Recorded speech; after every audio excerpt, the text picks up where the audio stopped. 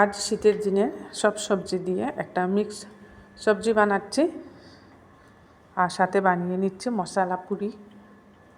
এখানে ফুলকপি আর সয়াবিন রেখেছি আলাদা করে, আর এখানে সব সবজি কেটে ধুয়ে পরিষ্কার করে নিয়েছি। মিষ্টি কুমড়ো, মূলো দিয়েছি, শিমও দিয়েছি সাথে।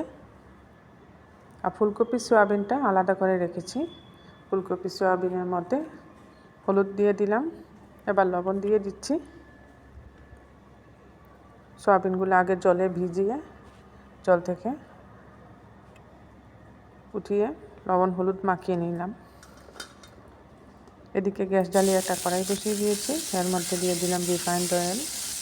রিফাইন্ড অয়েলের মধ্যে লবণ হলুদ মাখা ফুলকপিগুলো একটু লাল লাল করে ভেজে নিচ্ছি।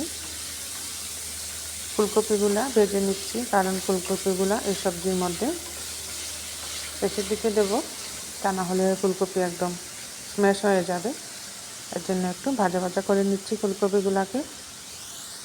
নমস্কার, কলিজ কিচেনে সবাইকে স্বাগত জানাচ্ছি। শীতের দিনে এইভাবে একটা মিক্স সবজি দিয়ে মশলা পুরি খেতে খুব ভালো লাগে।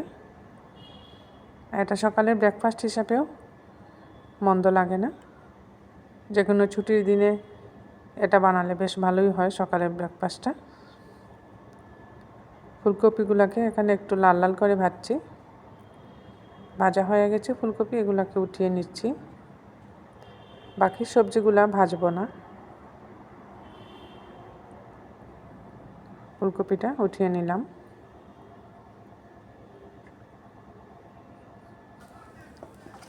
এবার ওই তেলের মধ্যে সয়াবিনগুলো ভেজে নিচ্ছি। এইভাবে মিক্স সবজির মধ্যে সয়াবিন দিলে বেশ ভালো লাগে খেতে, তাই সয়াবিন দিয়ে বানাচ্ছি। আপনারা ইচ্ছা করলে সয়াবিনটা না দিয়েও বানাতে পারেন। নানা রকম সবজি মিশিয়ে মিক্স সবজিটা বানিয়ে নেওয়া যায়। সয়াবিনটাকেও একটু ভাজা ভাজা করে নিচ্ছি। সামান্য তেল দিয়ে দিলাম। সয়াবিনটাকে বেশি কড়া করে ভাজবো না, বেশি কড়া করে ভাজলে সয়াবিন শক্ত হয়ে যাবে, তখন যে কোনো সবজির মধ্যে দিলে খেতে ভালো লাগে না। একটু হালকাভাবে সয়াবিনটাকে ভেজে নিচ্ছি।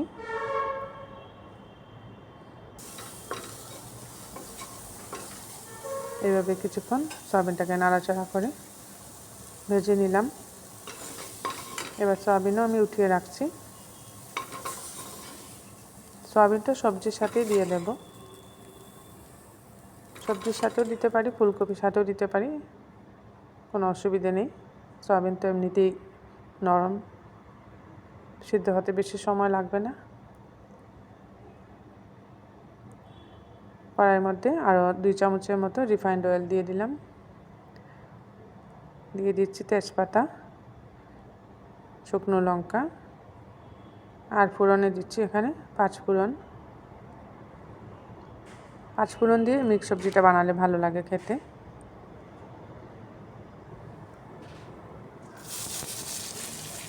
সয়াবিনের সাথে সব সবজিগুলো দিয়ে দিলাম। শুধু ফুলকপিটা আলাদা করে রেখে দিয়েছি। ফুলকপিটা আমি সবজিটা সম্পূর্ণরূপে সিদ্ধ হয়ে যাওয়ার পর ফুলকপিটা দেব। পরিমাণ মতো লবণ দিয়ে দিচ্ছি। এবার গুঁড়া মশলাগুলো এর মধ্যে দিয়ে দিচ্ছি। প্রথমে দিলাম হলুদের গুঁড়া, আর দিচ্ছি জিরে গুঁড়া, আর দিচ্ছি সামান্য লাল লঙ্কার গুঁড়া। এটা বেশি ঝাল ঝাল হবে না, যেহেতু একটা নিরামিষ মিক্স সবজি, একটু মিষ্টি মিষ্টিই হবে। আর এখানে সব সবজিগুলো আমি ছোটো ছোটো করে কেটে দিয়েছি।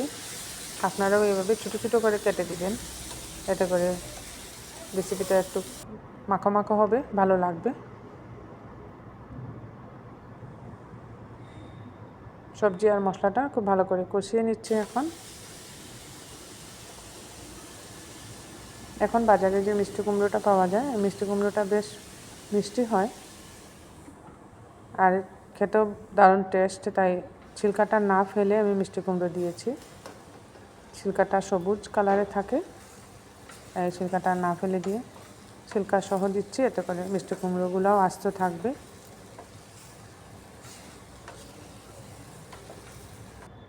খুব ভালো করে কষিয়ে নিচ্ছি মশলার সাথে।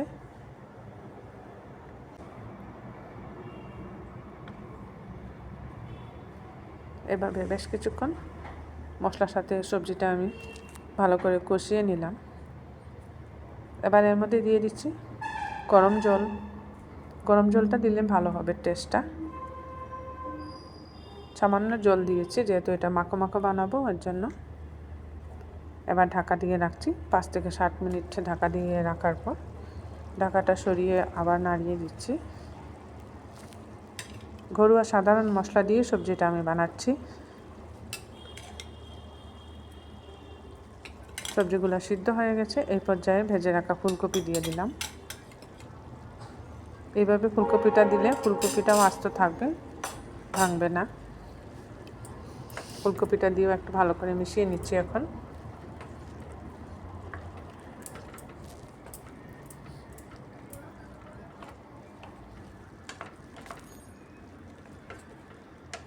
দেখুন খুব সুন্দর হয়ে গেছে সবজিটা, একদম মাখো মাখো হয়ে গেছে।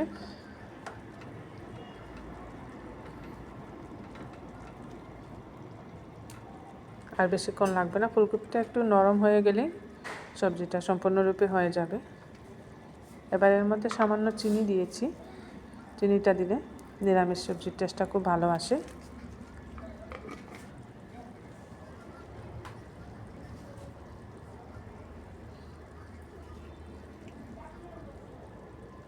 আর দিচ্ছি যে ভাজা মশলাটা আমি ঘরে বানিয়ে রাখি, সেই ভাজা মশলাটা উপর থেকে দিয়ে দিলাম 1 চামচের মতো। ভাজা মশলাটা দিয়ে একটু সময় ঢেকে রাখছি, এতে করে ভাজা মশলার গন্ধটা রেসিপির মধ্যে খুব সুন্দর যাবে। এইভাবে ঘরে ভাজা মশলা বানিয়ে রাখলে যে কোনো সময় নানা রকম রেসিপির মধ্যে দেওয়া যায়। আর বেশ ভালো সেন্ট হয় ভাজা মশলাটা দেওয়ার দরুন।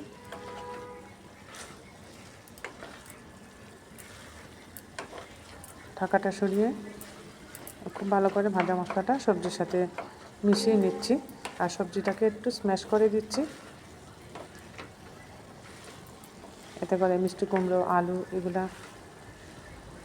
একটু নরম হয়ে মিশে যাবে অন্য সবজির সাথে।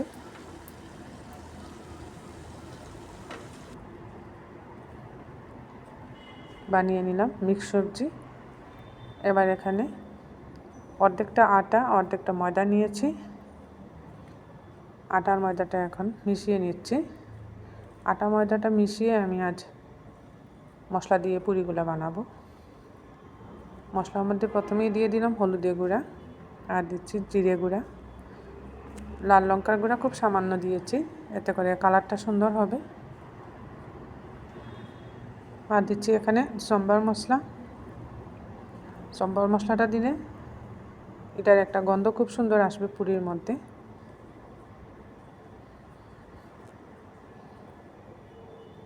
এবার দিয়ে দিচ্ছি কসুরি মেথি। যেহেতু এটা মশলা দিয়ে বানাচ্ছি পুরি, তাই সব রকম মশলা আমি এর মধ্যে মিশিয়ে নিচ্ছি। ভাজা মশলাটাও দিচ্ছি।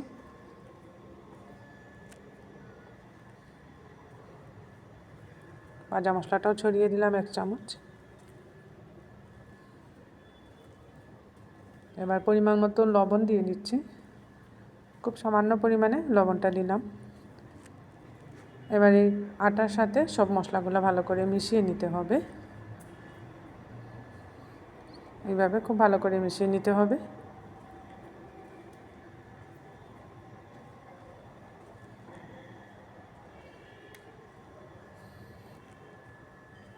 এবার দিয়েছি সামান্য রিফাইন্ড অয়েল। রিফাইন্ড অয়েলটা দিলে ময়ানটা খুব ভালো হবে। আর রিফাইন্ড অয়েলটা দিয়ে একটু ভালো করে মাখতে হবে। আটা ময়দা মশলার মিশ্রণটাকে খুব ভালো করে মাখতে হবে, যাতে সব আটা ময়দার মধ্যে রিফাইন্ড অয়েলটা খুব সুন্দরভাবে লেগে যায়। তবেই পুরিগুলো খুব খাস্তা হবে।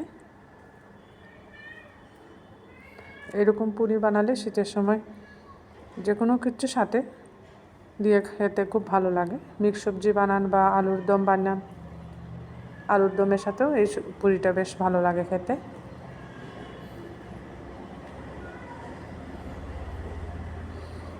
এইভাবে খুব ভালো করে মেখে নিয়েছি। এবার এর মধ্যে পরিমাণ মতো জল দিয়ে দিচ্ছি। অল্প অল্প জল দিয়ে একদম সফট করে মাখতে হবে পুরিটাকে। পুরির যে ডোটা বানাচ্ছি এটাকে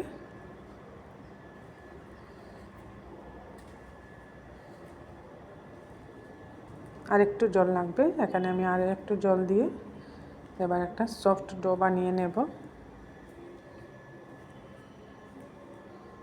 দেখুন কতটুকু সফট হয়েছে, দেখেই বোঝা যাচ্ছে। এইভাবে সফট করে বানাতে হবে, তবে পুরিগুলো খুব সুন্দর ফুলবে।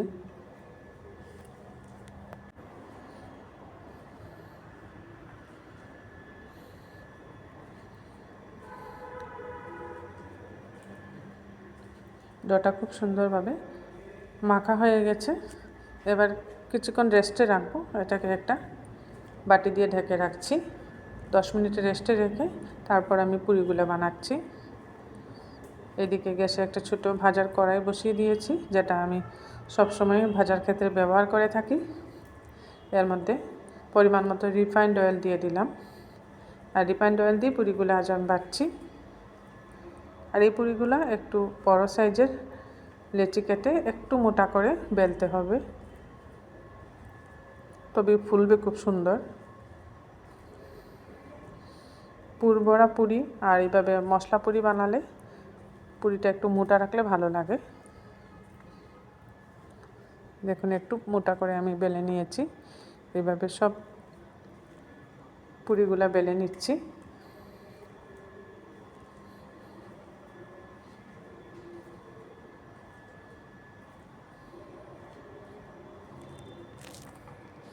এবার এক এক করে গরম তেলে এগুলাকে ভাজছি।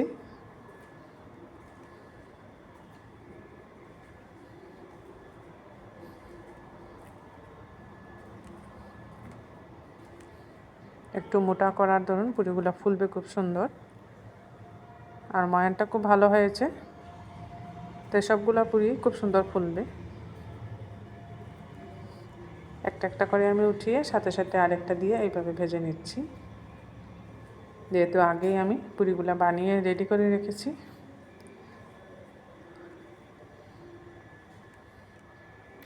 আমার এই রেসিপিটা আপনাদের ভালো লাগলে বানিয়ে খাবেন, কমেন্টে অবশ্যই জানাবেন টেস্টটা কীরকম হলো। শীতের দিনে সকালে এইভাবে একটা ব্রেকফাস্ট আপনারা বানিয়ে নিতে পারেন। আমার চ্যানেলটা সাবস্ক্রাইব করার অনুরোধ করছি। পাশে থাকা বেল আইকনটা প্রেস করবেন, এতে করে যখন এরকম নতুন নতুন রেসিপি আমি আপলোড করি সাথে সাথে নোটিফিকেশনটা পেয়ে যাবেন। দেখুন একটা উঠিয়ে আরেকটা ছেড়ে দিচ্ছি, সবগুলা পুরি খুব সুন্দর ফুলে উঠছে।